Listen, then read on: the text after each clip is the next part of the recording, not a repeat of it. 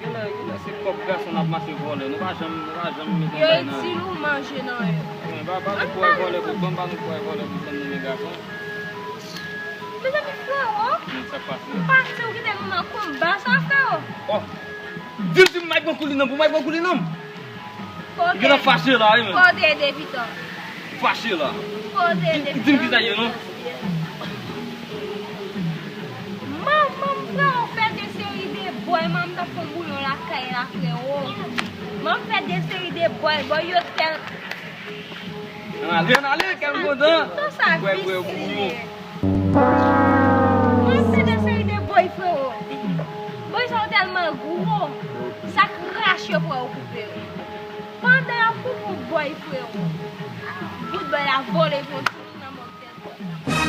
Mes amis, e kare nou e tou. E kare nou e, nou va pranti moun nan nou tou mette nan bay choute bouyon.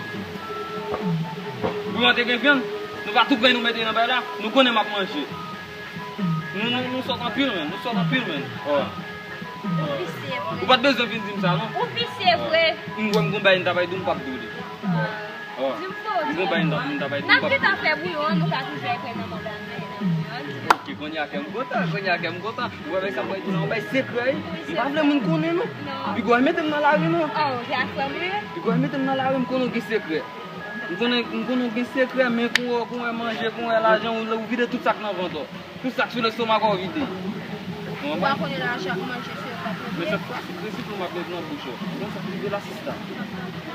Mon chè, se yon ti dam mwen mwen pi ba la. Se api mwen chita la, mwen pense avèk bay sa. Ti dam mwen ti va avèk gay. Konya, yon may kay dokte nan sa ma vey. Oh, dik nou fwe yo. Bien se kou fwe yo. Ki sa ye fwe yo? Oh. Gade, sista. Le mwen fè kay dokte ya fè tout test bay la. Apre sa lek dokte ya fè mwen gote resita. Mwen di madame mwen gos nan do.